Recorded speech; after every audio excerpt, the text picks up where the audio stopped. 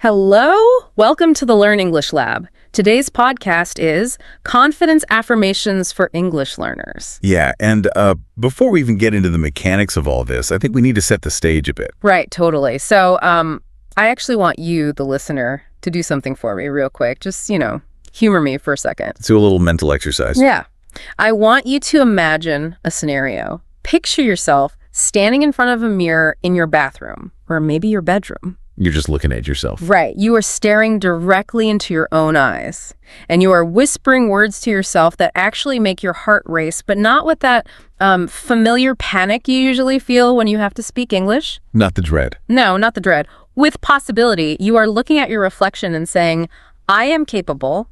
I am strong. I speak English with ease. Just letting that really sink in. Yeah. Now hold on to that image. I want you to imagine that suddenly that massive, daunting job interview you have coming up next week, it feels just a little bit less terrifying. Or even just a casual chat, right? Absolutely. Think about that unstructured conversation with a group of native speakers at a coffee shop. The kind of situation that normally makes you want to hide under the table. Oh, all been there. Oh, 100%.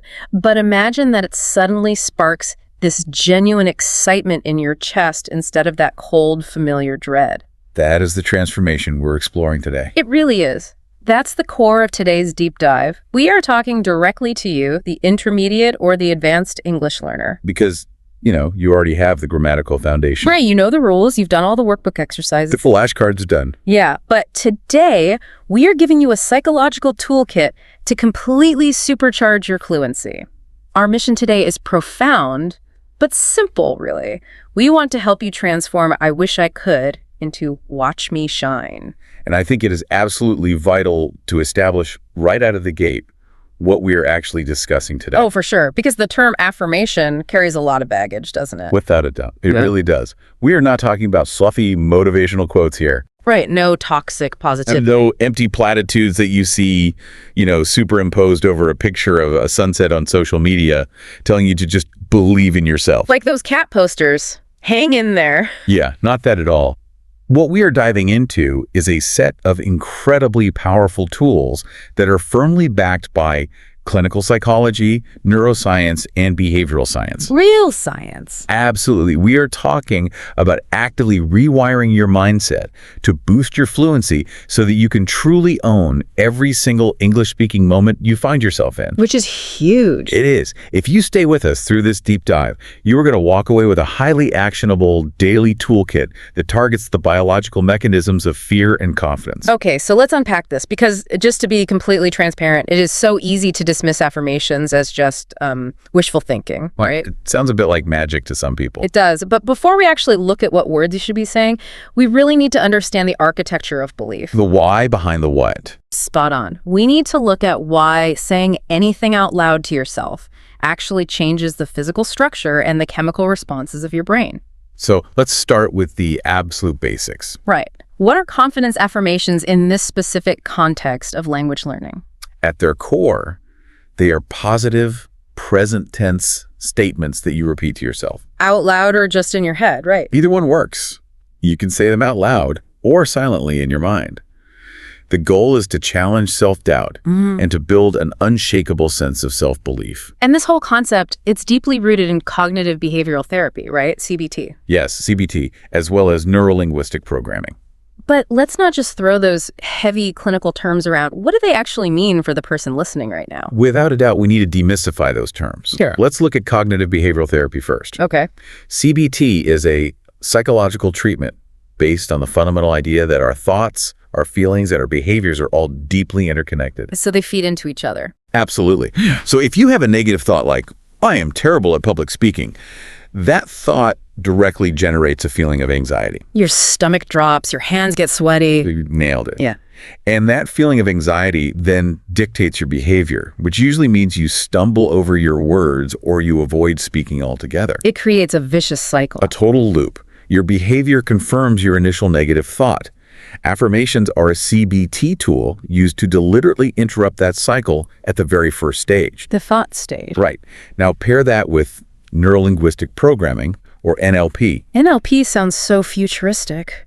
It does, but it's essentially the study of how the specific language we use literally programs our nervous system. Wait, hold on. Let me play devil's advocate here for a second. Go for it. Are you saying that just by changing the words in my head, I am literally changing how my nervous system operates? I mean, that sounds almost too simple. How does a thought override a physical stress response? It sounds simple, but the biological mechanism behind it is incredibly complex and honestly quite fascinating. Tell me more. It is all about pattern interruption and replacement. When you are learning and speaking a second language, especially at an intermediate or advanced level where the professional or social stakes feel much higher, you often develop these deeply ingrained negative thought loops. Oh yeah, like my accent is terrible. Yes, or they are going to judge me because I paused to find a word. We've all had those thoughts. Because of our evolutionary biology, our brains possess what psychologists call a negativity bias. So we're hardwired to be pessimistic. Kind of, yeah. We are wired to focus on potential threats like social rejection. Because thousands of years ago, social rejection meant you were kicked out of the tribe and you wouldn't survive. Oh, wow. So public speaking literally feels like a life or death threat to the brain. Spot on. So these negative thoughts play in a loop in your subconscious, triggering a constant low-grade fight-or-flight response. The alarm is always ringing. Right. Affirmations work by consciously and deliberately replacing those negative loops with empowering ones, such as, my voice is clear and confident. So you are essentially manually overriding your brain's ancient alarm system. That is absolutely correct. You are hacking the system. I see. So it's not just, happy thoughts. It is a targeted intervention against an evolutionary bug in our hardware. That's a great way to put it. And why does this matter so much for you, the English learner?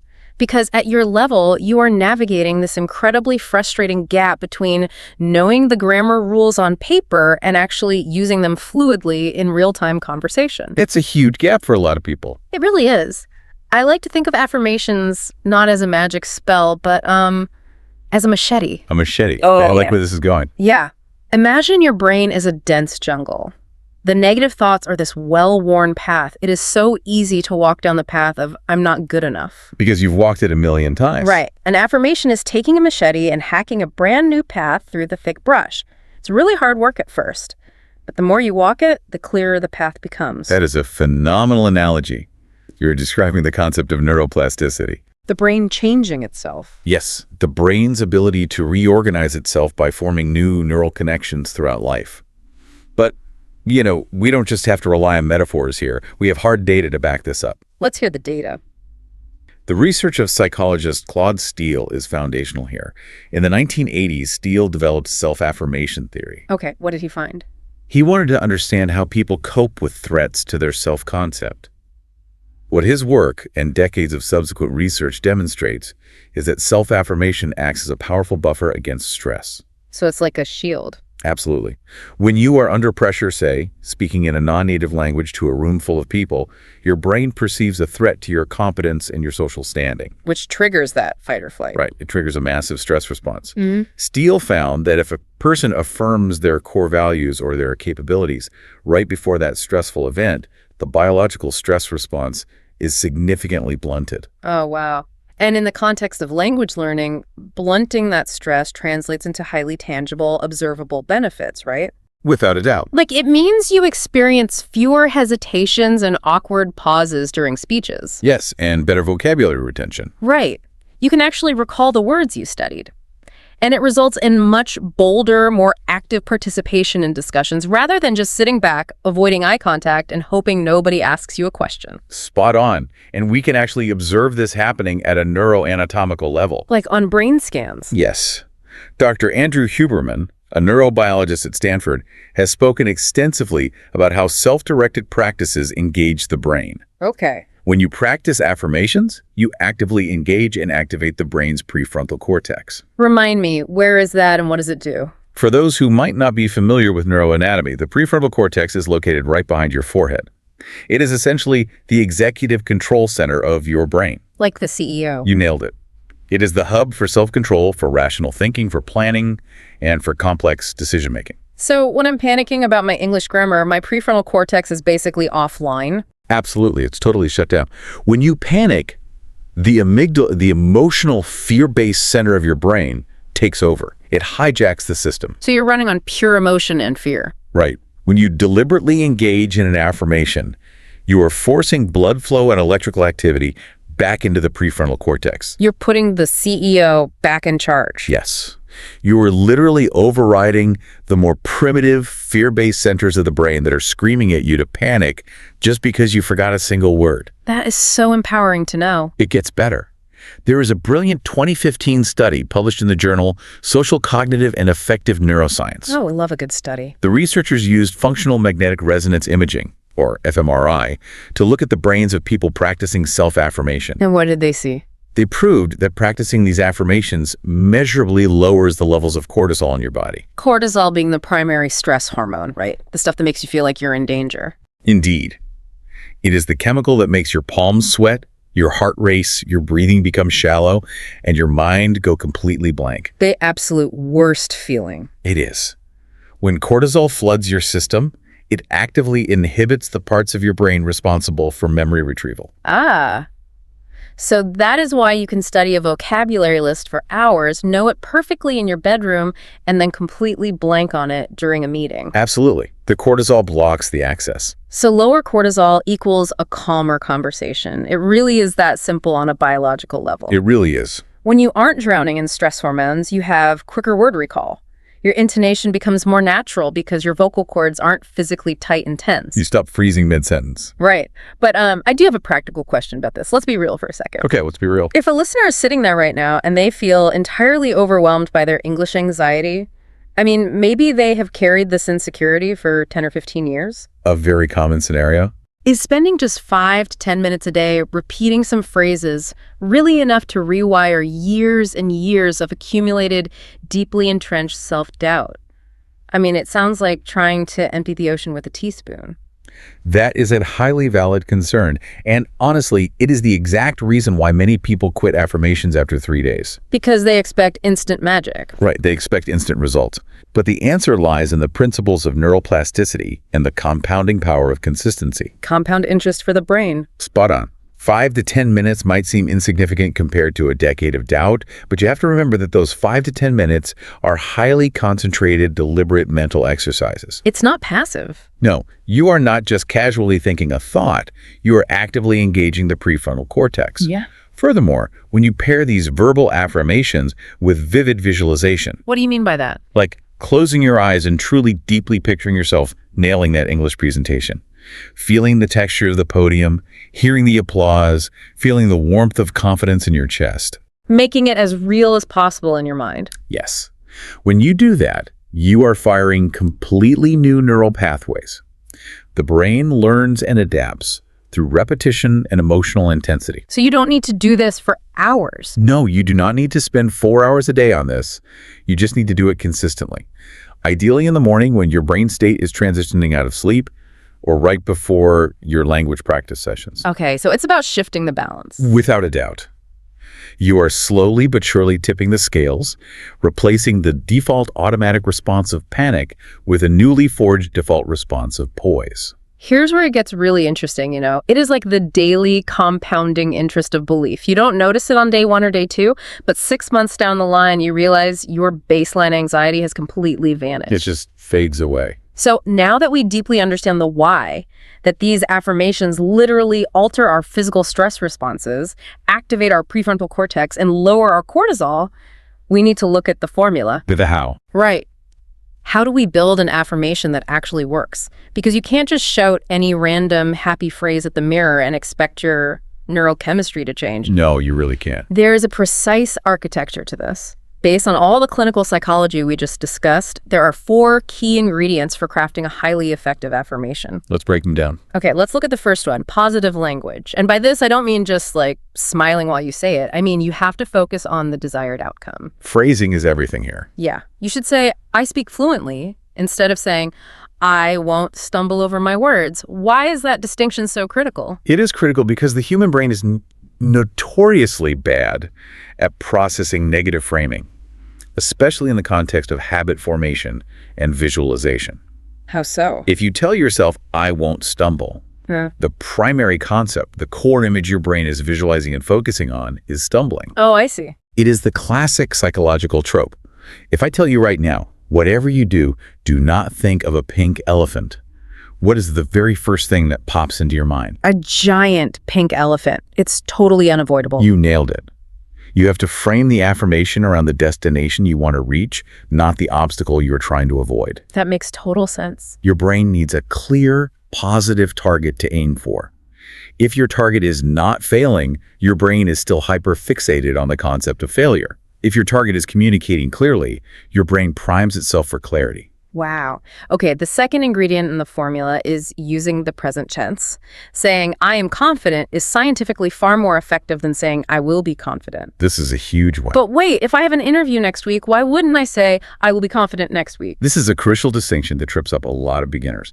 What's fascinating here is the subconscious brain's relationship with time. Okay, how does the subconscious view time? Your conscious, logical mind understands the difference between Tuesday and Friday.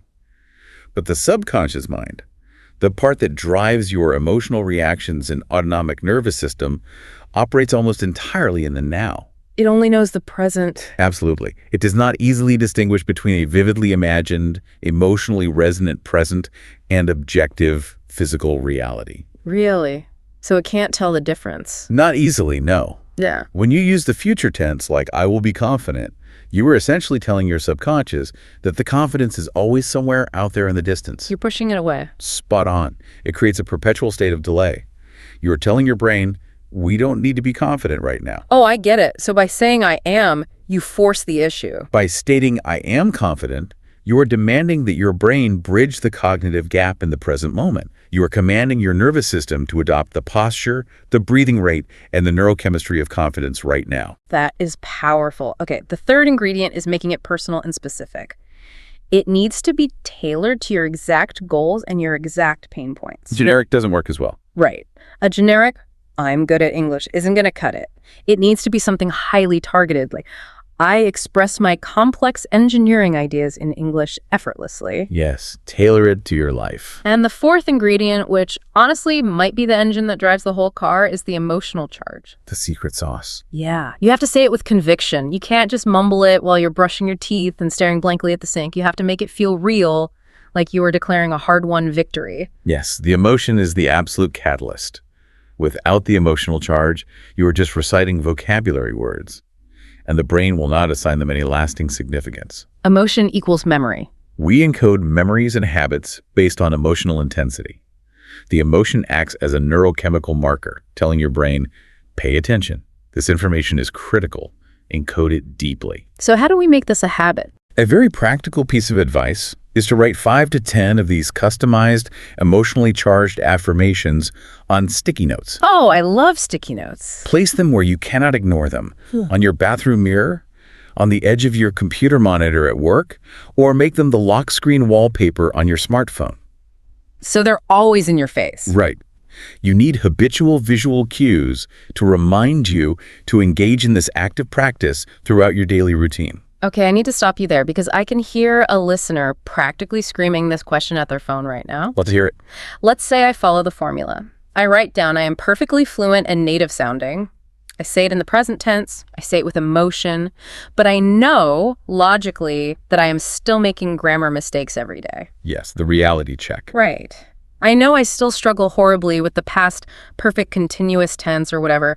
Doesn't my brain just reject that affirmation as a flat-out lie? It absolutely does. If I stand in the mirror and say I am fluent when I know for a fact that I'm not, doesn't that cognitive dissonance just create more stress? That is a phenomenal point, and it is the exact trap many well-intentioned people fall into with affirmations. It just backfires. 100%. If the cognitive dissonance, the gap between what you are saying and what you deeply believe to be true, is too vast, your prefrontal cortex will reject the statement as absurd. And it's like, yeah, right?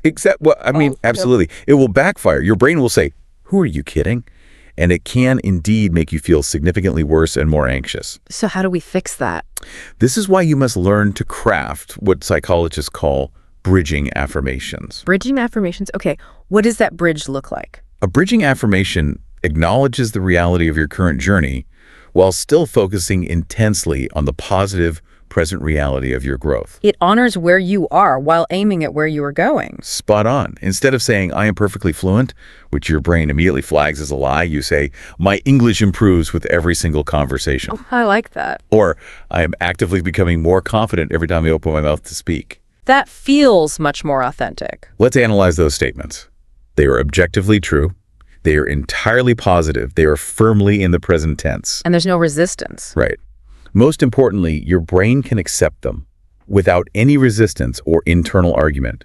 They bridge the gap between your current skill level and your ultimate goal. I absolutely love the concept of the bridging affirmation. I am actively becoming. That is a statement anyone at any level can believe with conviction. It removes the pressure of instant perfection. It really does. So we have the underlying neuroscience, and we have the 4-part formula: positive, present tense, specific, and emotionally charged, utilizing bridging statements when necessary. That's the foundation. Let's take that formula and build a daily baseline. Because before a learner steps into a high-stress situation like a boardroom, they need an everyday foundation. Think of it like a warm-up routine for your mind. You wouldn't run a marathon without stretching first. Exactly. I mean, absolutely. When you look at the daily routines of highly successful bilinguals, they usually rely on specific foundational pillars. Let's explore 5 core everyday affirmations that are incredibly versatile. These are great starting points. The first core pillar tackles the biggest elephant in the room for advanced learners. I am worthy of success in English. That is a powerful one. Why start there?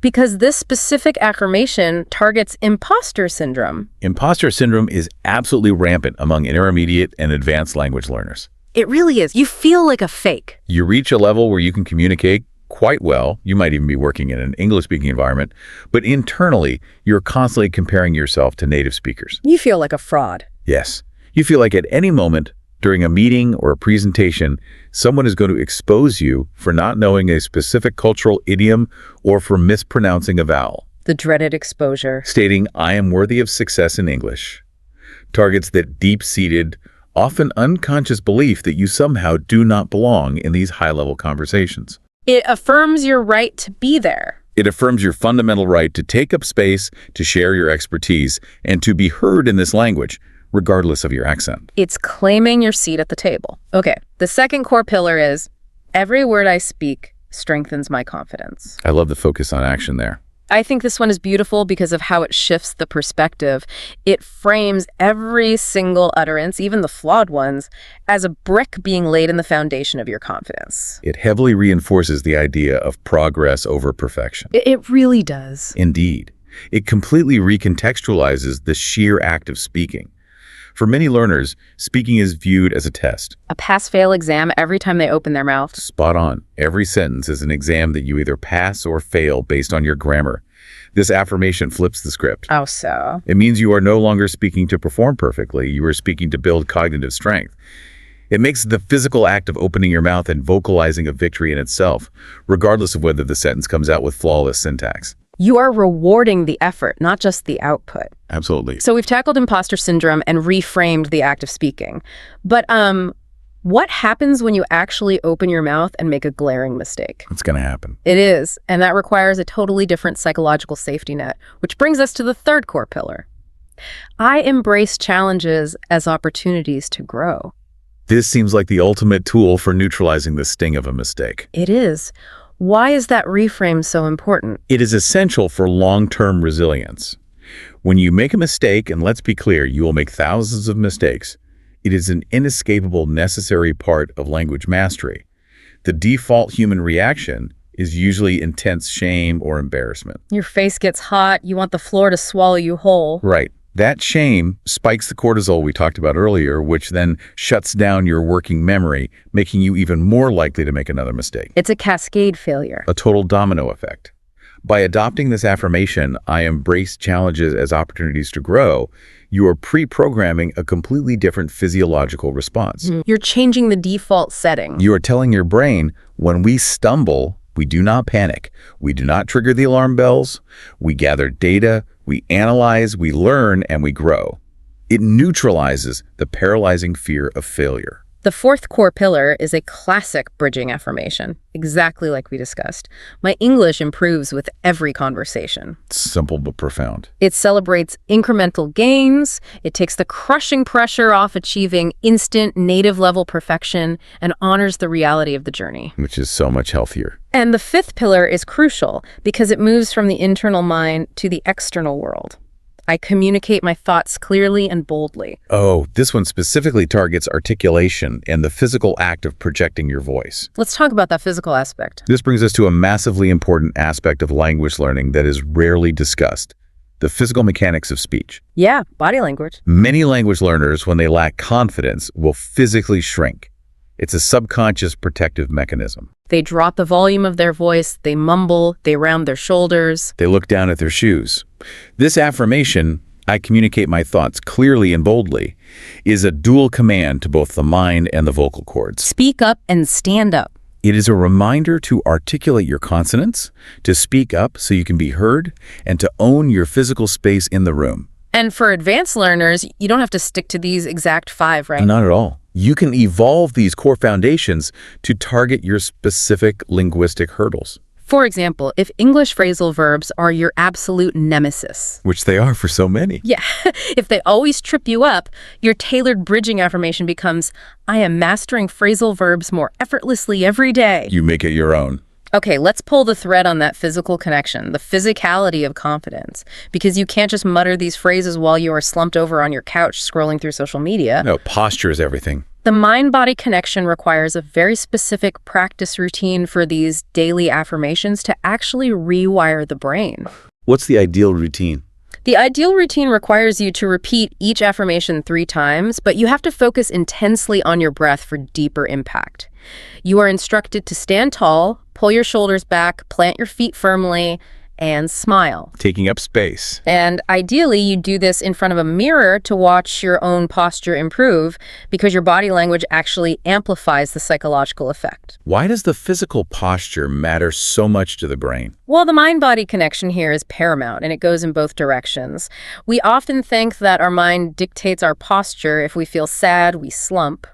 But neurobiology shows us that our posture also dictates our mind. Spot on. You cannot feel truly deeply confident if your physical posture is signaling defeat and submission to your brain. It's a mixed signal.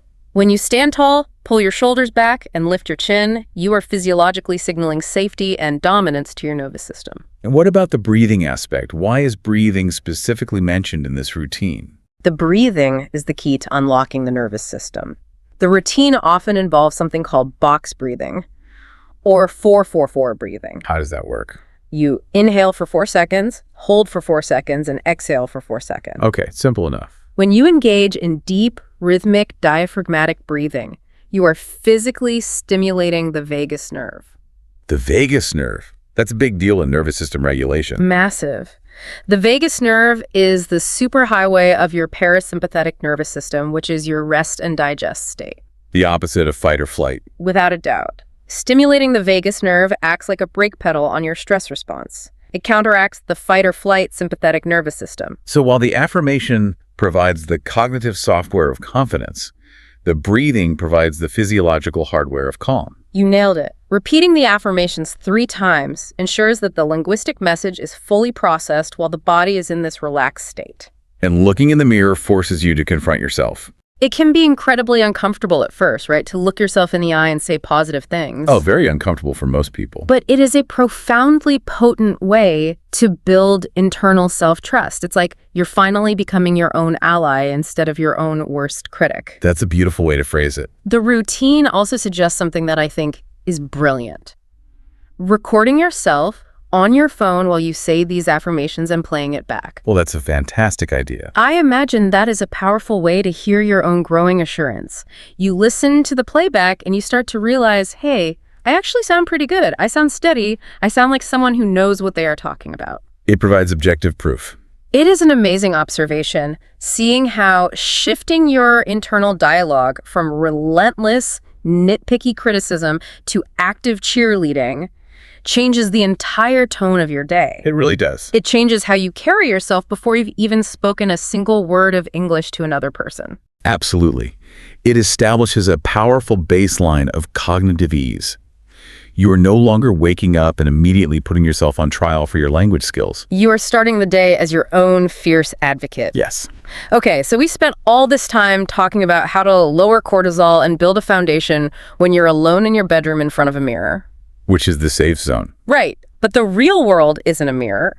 What happens physiologically when you step into a boardroom and 4 executives are staring at you, waiting for your answer? That's the real test. Let's take this out of the quiet bedroom and into the crucible. We are talking about high-stakes professional environments, the job interview. The ultimate stressor for a language learner. Picture this. You are an English learner. You're walking into a high-stakes job interview in London or New York. Your heart is pounding against your ribs. Your palms are slick with sweat, and your words feel like they are jumbling together in your throat. Just hearing that makes my heart rate go up. Mine too. This is where affirmations are needed to calm the storm. Let's look at the pre-interview power-ups. How do we handle that anticipatory dread? Before the interview, your primary goal is to manage the anticipatory anxiety, which is often way worse than the event itself. The waiting room is torture. It really is. Your brain is running catastrophic simulations.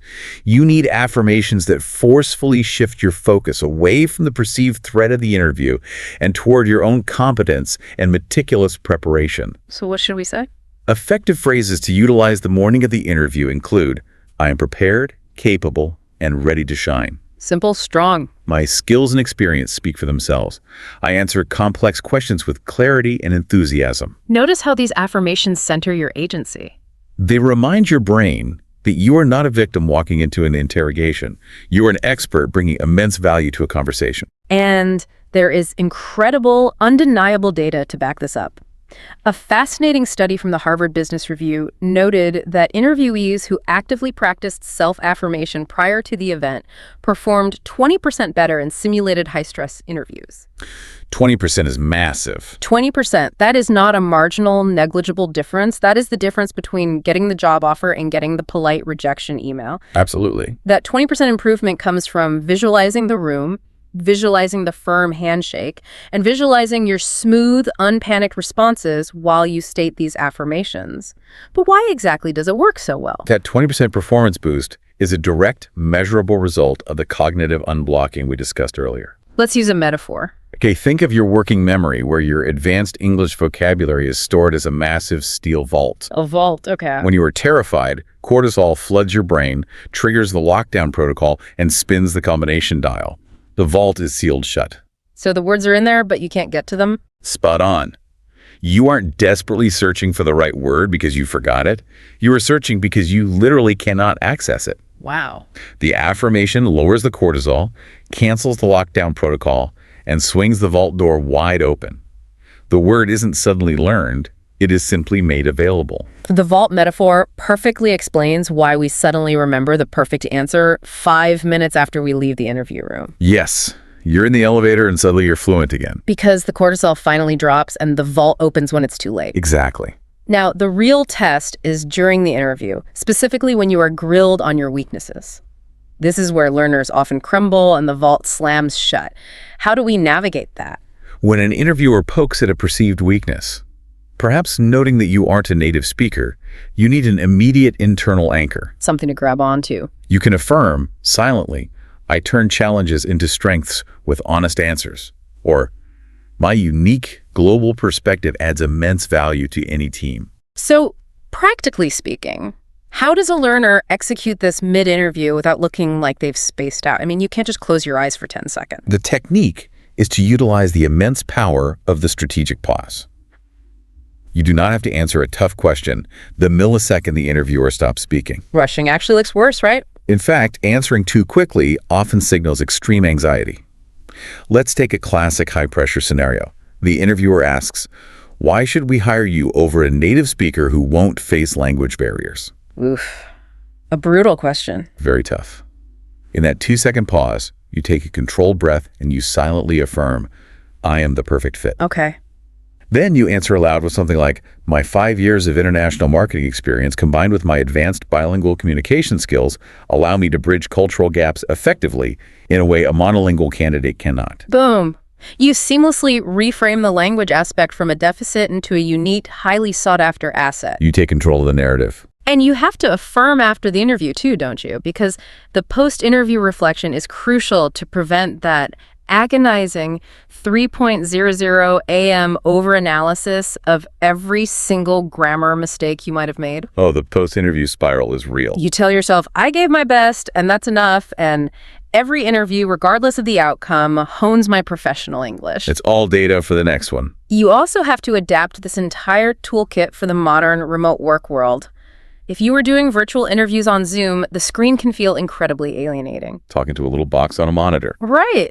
You adapt your affirmation to, I connect authentically and warmly through the screen. You can practice this in mock interview sessions on platforms like Pramp, affirming before each one to build the muscle memory. There's a fantastic real-world example of this in action. Oh, let's hear it. Consider Maria, an intermediate English learner from Brazil. She was utilizing this exact psychological toolkit while interviewing for a highly competitive tech job in the UK. She successfully landed the role, and she explicitly credited her use of daily and pre-interview affirmations for keeping her voice steady and her mind sharp during the intense behavioral rounds. Because it kept the vault open. Without a doubt. She didn't suddenly download new vocabulary during the interview.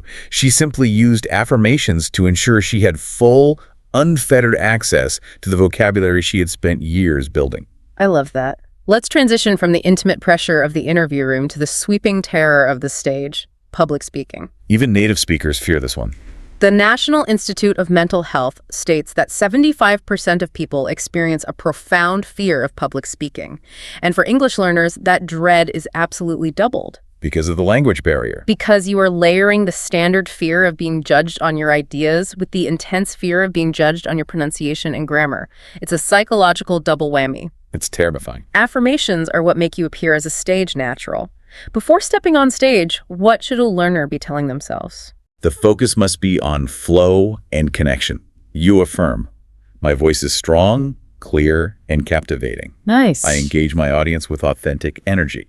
I speak English fluently, word by word. Oh, wait, pause for a second. If I stand in a specific pose before a speech, my vocabulary doesn't suddenly get better.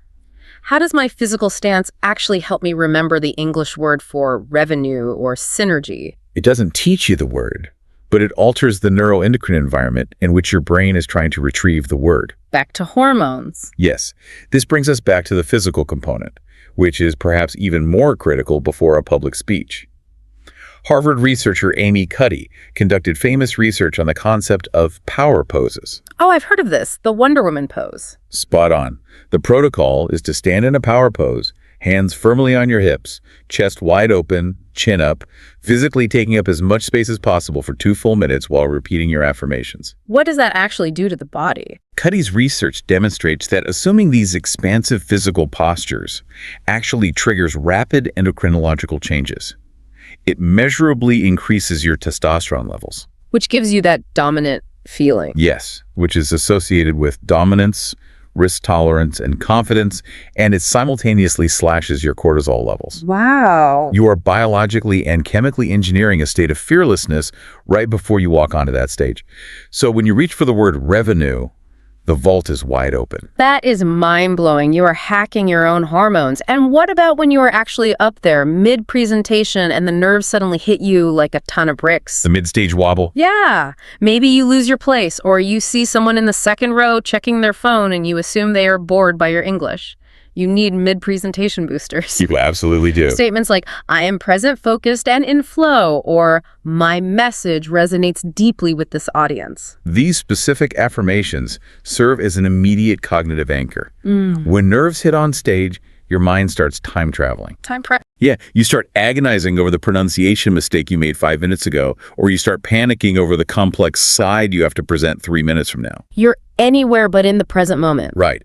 Stating, I am present, focused, and in flow snaps your prefrontal cortex forcefully back to the immediate present moment. It prevents that disastrous spiraling mind wandering. Just reset. You simply take a sip of water, pause naturally, affirm silently, and continue.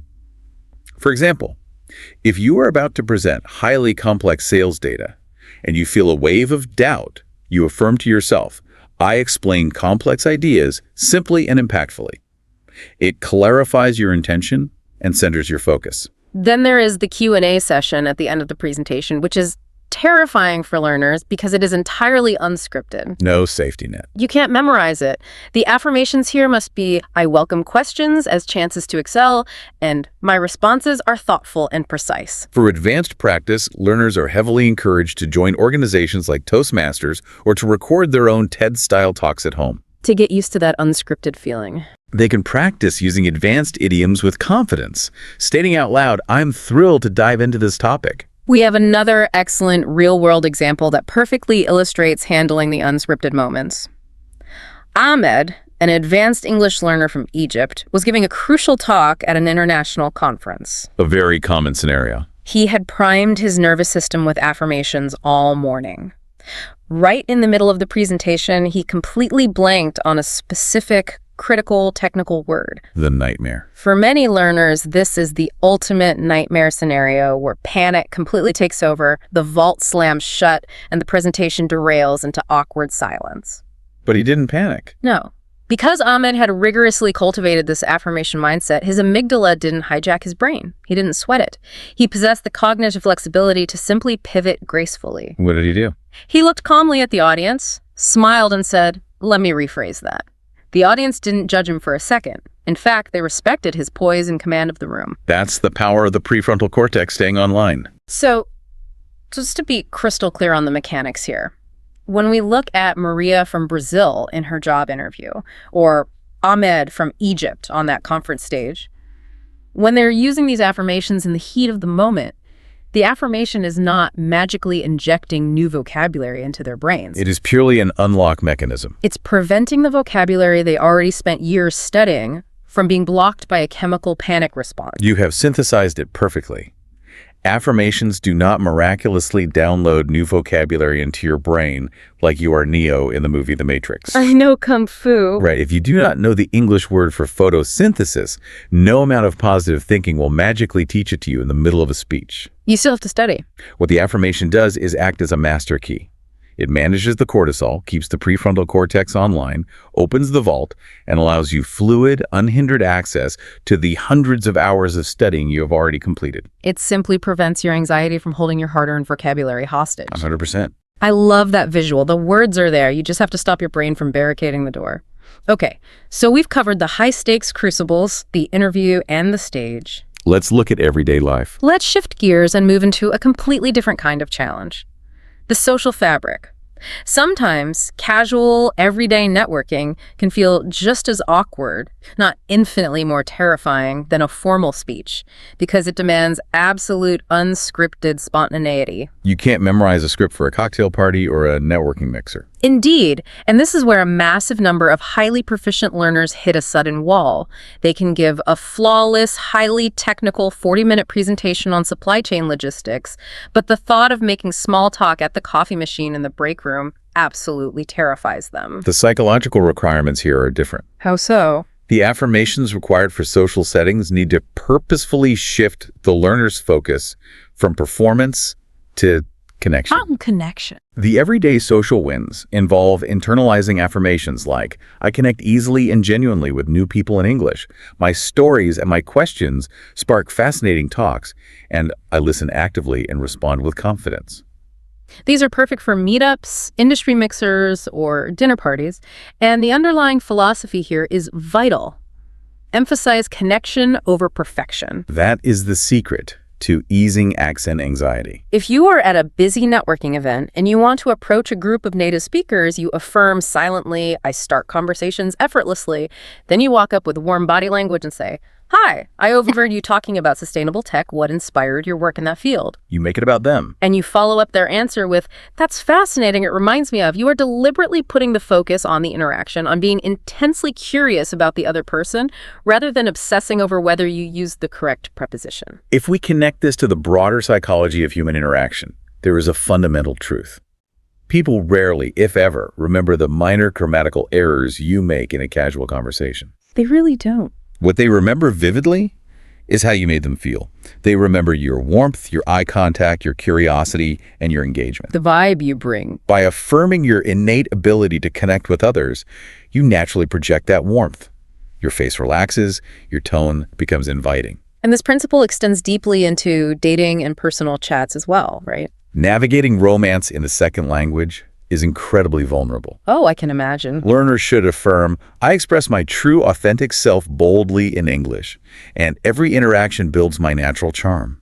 For advanced learners looking to push their boundaries, you can even use I flirt with wit and warmth and practice this conversational agility on language exchange apps like Tandem or HelloTalk. It's all about reducing the stakes. And what about navigating group settings? Group dinners or fast-paced team meetings can be paralyzing because the conversation moves at lightning speed. It feels like jumping onto a moving train. By the time you translate your thought, the topic has already changed.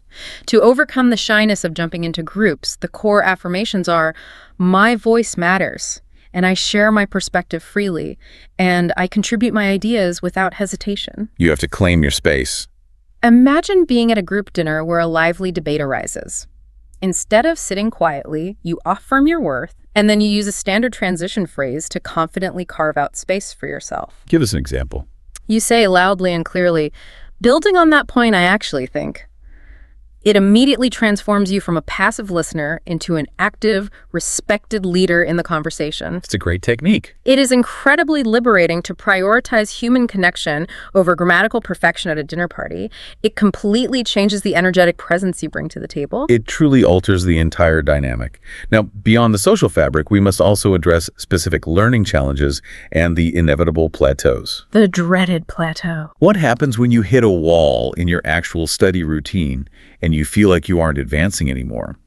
You can deploy targeted affirmations to overcome learner-specific hurdles. Like what? For instance, if you are struggling heavily with vocabulary retention and overall fluency, you affirm, new words flow into my mind and stay there effortlessly, and I speak my mind without overthinking the grammar. And the genius part is doing this as a daily drill while you are actually reviewing your flashcards. Pair the belief with the action. You are affirming out loud while actively studying, so the repetition embeds the positive belief into your subconscious right alongside the new vocabulary words. Highly effective. If pronunciation and accent confidence is your specific hurdle, you affirm, my pronunciation is clear, distinct, and improving daily, and listeners understand my thoughts perfectly. How do you put that into action? You put this into action by shadowing native speakers on YouTube, like the presenters on the BBC Learning English channel. You listen, you repeat their exact intonation, you record yourself, you compare your pronunciation, and you let that tangible auditory progress fuel your belief.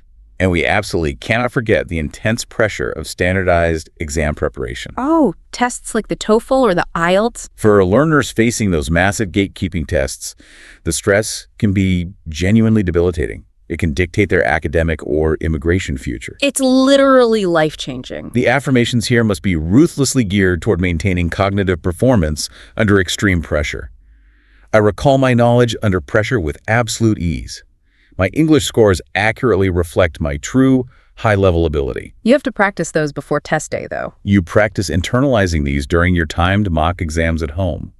If you're sitting down to do a grueling writing task, you affirm, I structure complex essays logically and eloquently. We have a phenomenal real learner story here that proves this psychological management works.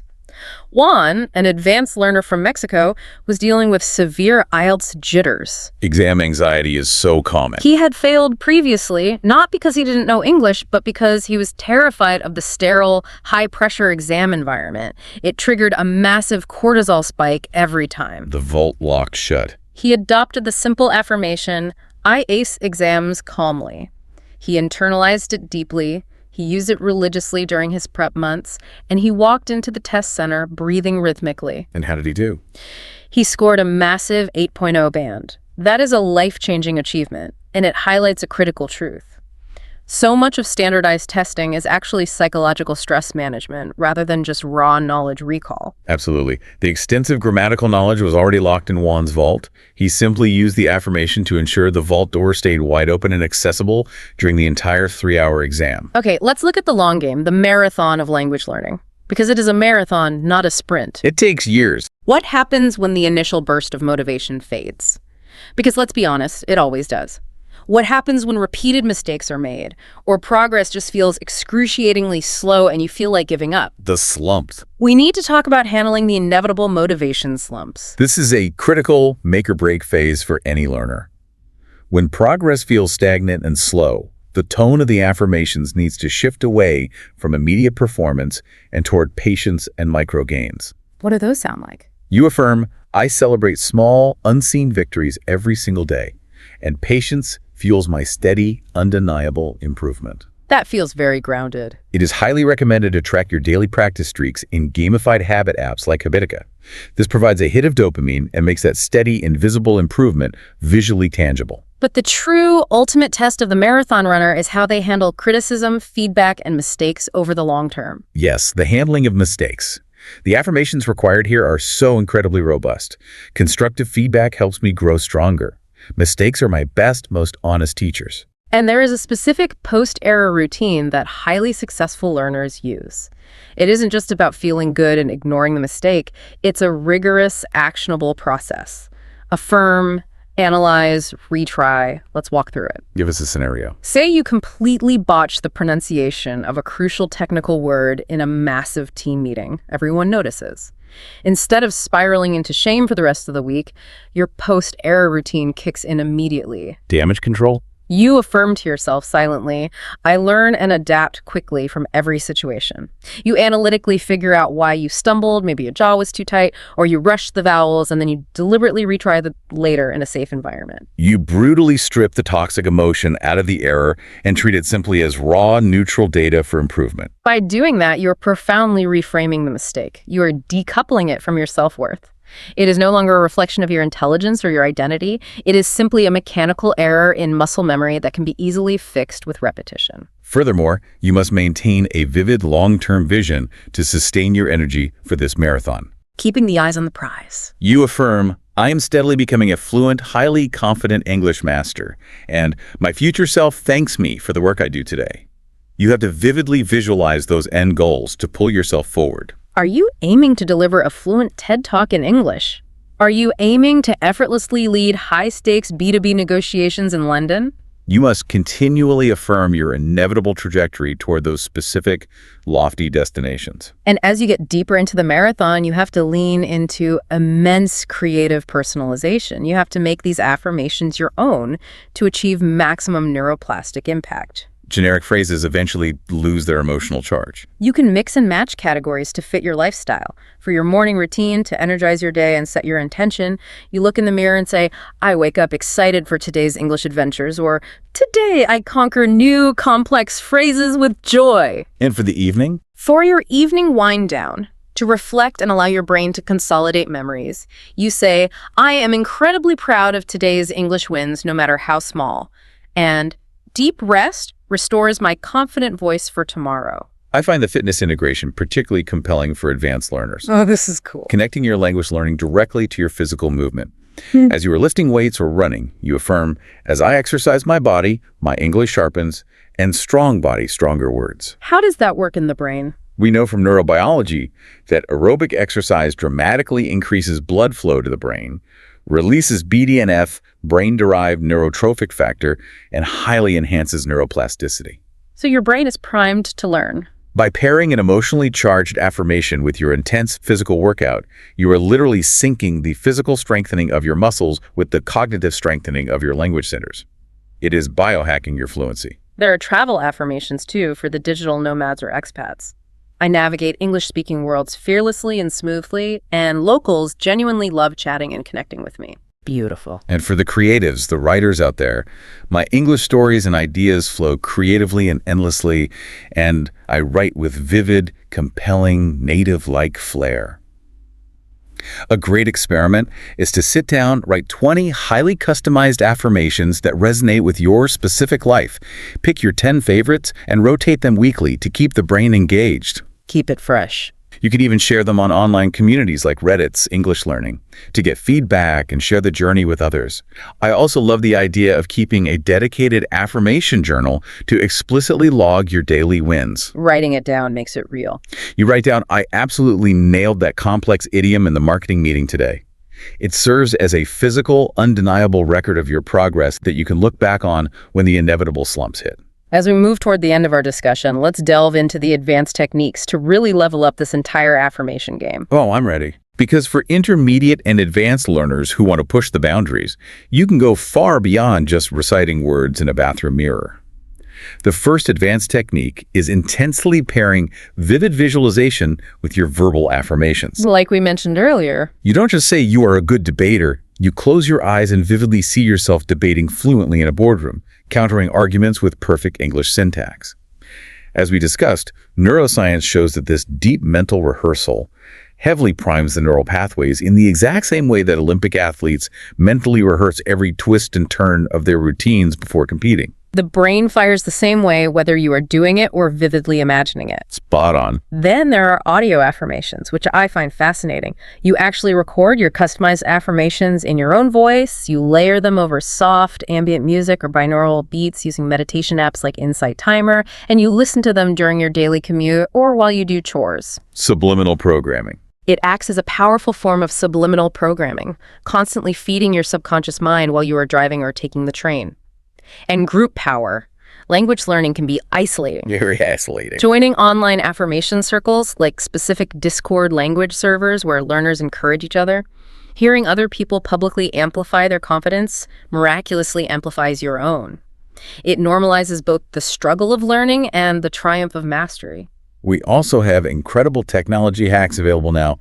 You can utilize specialized apps like ThinkUp to curate and record custom lists of affirmations. AI. Yes, you can leverage AI tools like ChatGPT to generate highly tailored affirmations based on your specific linguistic weaknesses and career goals.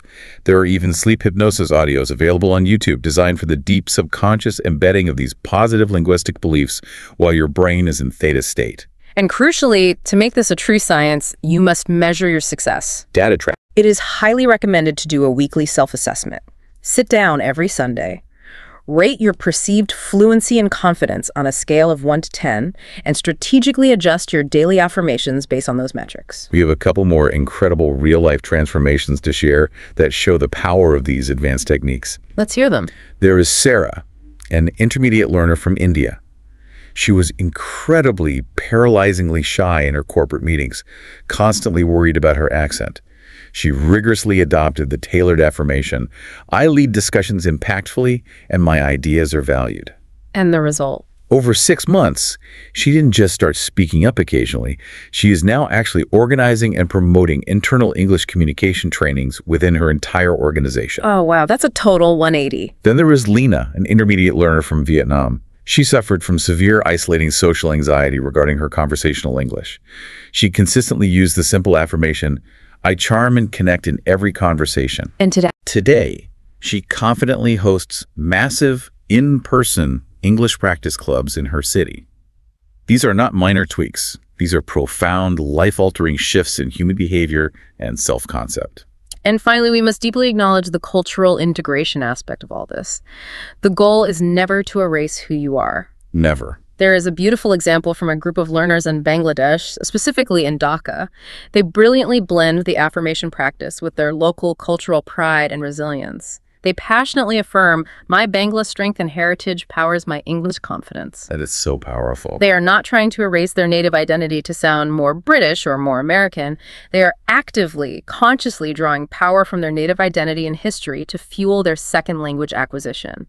It is a highly integrated, psychologically healthy, holistic approach to true bilingualism. Drawing deep strength from your roots instead of feeling like your roots are an obstacle holding you back. Okay, before we completely wrap up this deep dive, I want to quickly review the guided practice summary.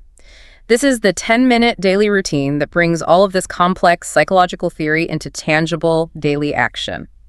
If you take nothing else from today, take this 5-step protocol. This is the actionable takeaway. Step 1, sit comfortably in a quiet space where you won't be interrupted. Step 2, breathe. Specifically, utilize the 4-4-4 box breathing technique to stimulate the vagus nerve. Inhale deeply through your nose for 4 seconds, hold that breath for 4 seconds, and exhale slowly through your mouth for 4 seconds. Do this a few times to drop your cortisol. Get the body right. Step 3. Repeat your 5 chosen customized affirmations aloud, saying each one 3 times with genuine emotional conviction. Step 4. Open your journal and physically write down one specific insight or positive thought about your English journey today. And step 5. Step 5. End the practice with explicit gratitude. Say out loud, "Thank you for my continually progressing English." The challenge is to do this daily and meticulously track the shifts in your mood and your fluency over a single week. It is a beautifully structured, highly efficient protocol. It combines physiological downregulation with the 4-4-4 breathing, cognitive restructuring with the spoken affirmations, and metacognitive reflection with the journaling. It's a complete package. It is a complete, well-rounded psychological intervention that takes a mere 10 minutes out of your day, yet the compounding neuroplastic returns are massive. So we are nearing the end of our extensive deep dive today. Let's summarize the ultimate core message we've unpacked over the last hour. Confidence affirmations, as we have thoroughly seen through the evolutionary neuroscience, the specific formulas, the brain imaging studies, and the real-world stories of learners across the globe, are not magic pills. They will not magically teach you a complex grammar rule you haven't studied. What they are, however, are highly effective, scientifically validated daily psychological practices. They are the essential tools that reshape your English journey from a stressful, cortisol-drenched, effortful struggle into a fluid, confident, effortless expression of your true self. They are the keys that unlock the vault of your hard-earned knowledge. You now have the basics. You deeply understand the mechanics of your brain's stress response. You have the situational strategies for high-stakes interviews and public stages. And you have the advanced tools to completely customize your daily routine. The only thing left for you to do is to simply start.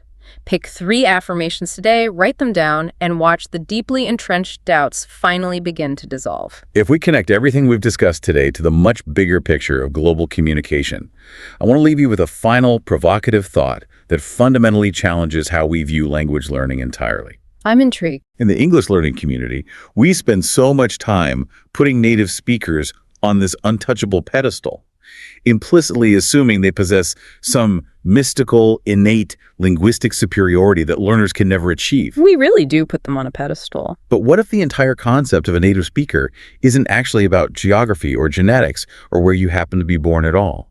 What if being a native speaker is, at its core, simply a neurobiological state of absolute cognitive ease? A state of flow. A state where the prefrontal cortex is completely relaxed, where cortisol is entirely absent, where the fear of judgment is zero, and where the words simply flow without any internal friction or translation delay.